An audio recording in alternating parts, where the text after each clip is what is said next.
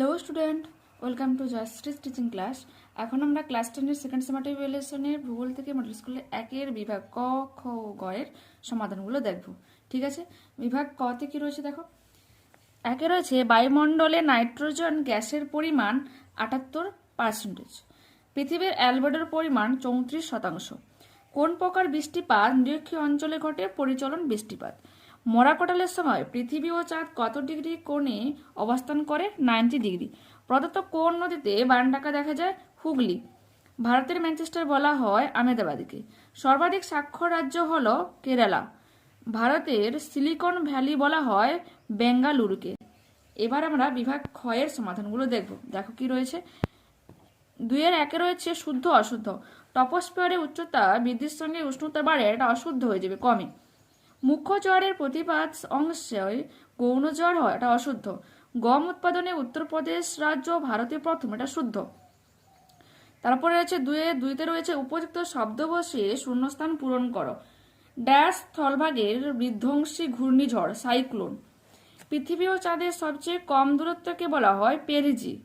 ভারতের ধান গবেষণাগার উড়িষ্যার কটকে অবস্থিত। একটি বা দুটি শব্দে উত্তর দাও।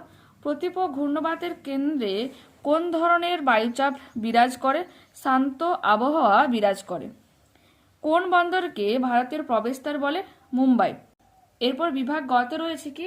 ট্রপোপস কাকে বলে? দেখে নাও এই প্রশ্নের সমাধানটি। ঠিক আছে, ট্রপোপস এটা। এরপর রয়েছে কি? সীমান্ত বৃষ্টি কি বা কাকে বলে? ওকে, এই প্রশ্নের সমাধানটাও দেখে নাও। সৃষ্টি, সীমান্ত বৃষ্টি এখানে বলা হয়। ঠিক আছে, ওকে। তারা দুটো ভাগও তোমরা দিয়ে দিতে পারো, উষ্ণ সীমান্ত, শীতল সীমান্ত। ঠিক আছে, নেক্সট বলেছে কি? হিমপ্রাচীর কাকে বলে? দেখে নাও এই প্রশ্নের সমাধানটাও। হিমপ্রাচীর কাকে বলে লিখবে, প্লাস তার বৈশিষ্ট্যটাও লিখে নিতে পারো।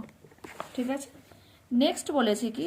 সারাসারির বান বলতে কি বোঝো? দেখে নাও এই প্রশ্নের সমাধানটাও। ওকে, এটা কিন্তু খুব ইম্পর্টেন্ট, মন দিয়ে করে নেবে। ঠিক আছে, নেক্সট।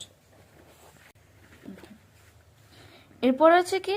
আকাশপথের দুটি সুবিধা উল্লেখ করো। দেখে নাও এই প্রশ্নের সমাধান।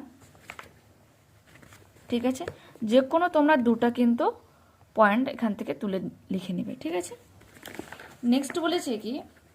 আদমশুমারি বলতে কি বোঝো? ঠিক আছে, এই প্রশ্নের সমাধানটাও তোমরা দেখে নাও। এখানে আদমশুমারি সংজ্ঞা দিয়ে দেবে, প্লাস এই কথার অর্থটা দিয়ে দেবে, আর দুটো পদ্ধতির নামও উল্লেখ করে দেবে। ঠিক আছে, নেক্সট বলেছে কি? বাগিচা কৃষি আর বাগিচা ফসল কি? ঠিক আছে, দেখে নাও এই প্রশ্নের সমাধানটি। ওকে, বাগিচা ফসল এখানে রয়েছে, দেখে নিও।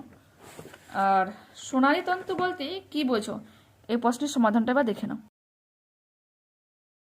If you like this video, please do like, comment, share and subscribe. Okay, bye.